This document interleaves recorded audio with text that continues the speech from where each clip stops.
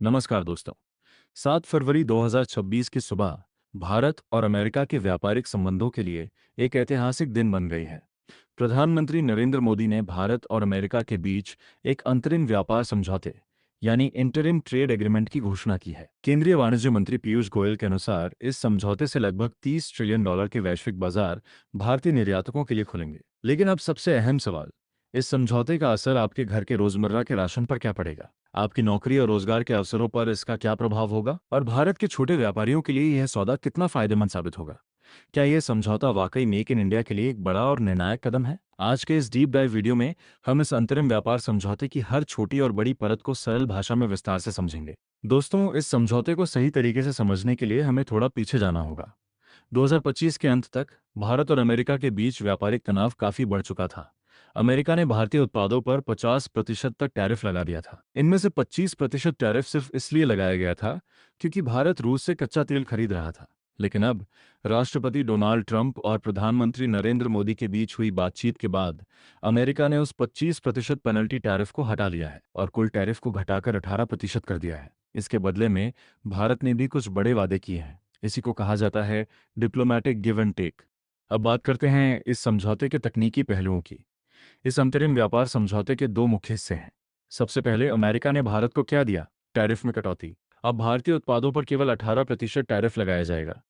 ये tariff Vietnam और बांग्लादेश जैसे देशों से भी कम है। इसका सीधा फायदा ये होगा कि भारतीय सामान अमेरिका में और सस्ता बिकेगा। अब जानते हैं किन क्षेत्रों को लाभ मिलेगा। टेक्सटाइल, चमड़ा उद्योग, फुटवेयर, ऑर्गेनिक केमिकल्स और हस्तशिल्प उत्पाद। इसके अलावा कुछ उत्पादों पर पूरी तरह टैरिफ खत्म कर दिया गया है। इनमें शामिल हैं जेनेरिक दवाइयाँ, हीरे और जवाहरात और एयरक्राफ्ट के पुर्जे। अब आते हैं दूसरे हिस्से पर। भारत ने क्या दिया? भारत ने अमेरिका से आने वाले औद्योगिक उत्पादों और कृषि से जुड़े सामानों पर टैरिफ में कटौती की है। इसमें शामिल हैं बादाम, अखरोट, सोयाबीन तेल और वाइन। इसके साथ ही भारत ने यह भरोसा भी दिया है कि अगले 5 वर्षों में अमेरिका से $500 बिलियन की ऊर्जा और प्रौद्योगिकी की खरीद की जाएगी। प्रधानमंत्री नरेंद्र मोदी ने कहा है कि यह समझौता एमएसएमई और किसानों के लिए नए अवसर खोलेगा। अब समझते हैं कैसे संभव होगा। सबसे पहले किसानों के लिए। भारत दुनिया का सबसे बड़ा झींगा और मसालों का निर्यातक है। अमेरिका में कम टैरिफ का मतलब है भारतीय कृषि उत्पाद वहां और प्रतिस्पर्धी बनेंगे। इससे किसानों को अपने उत्पादों के बेहतर दाम मिल सकेंगे। अब आते हैं एमएसएमई क्षेत्र पर।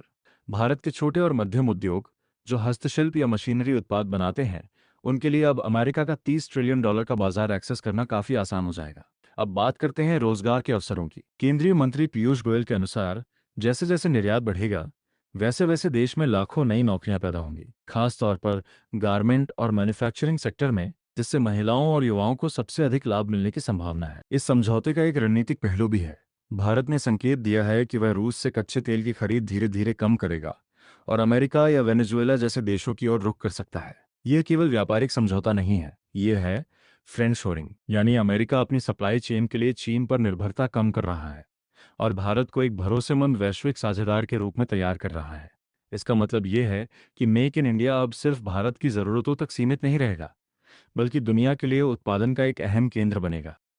एक शिक्षक के रूप में सिक्के का दूसरा पहलू दिखाना भी उतना ही जरूरी है। विपक्ष और कुछ किसान संगठनों का कहना है कि अमेरिका से आने वाले कृषि उत्पाद जैसे मक्का और सोयाबीन भारतीय किसानों के लिए कड़ी प्रतिस्पर्धा पैदा कर सकते हैं। उनका मानना है कि इससे घरेलू कृषि बाजार पर दबाव बढ़ सकता है।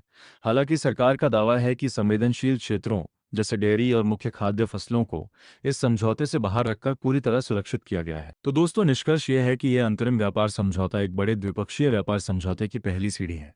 ये समझौता भारत को वैश्विक अर्थव्यवस्था में एक मजबूत और प्रभावशाली नेतृत्वकारी भूमिका दिलाने की दिशा में एक महत्वपूर्ण कदम माना जा सकता है। अब सवाल आपसे, क्या अमेरिकी उत्पादों के लिए भारतीय बाजार खोलना देश के छोटे व्यापारियों के लिए सही फैसला है? कमेंट्स में अपनी राय जरूर साझा करें। अगर आपको ये जानकारी पसंद आई हो तो वीडियो को लाइक करें और ऐसे ही गहराई से किए गए विश्लेषणात्मक वीडियो के लिए चैनल को सब्सक्राइब करें।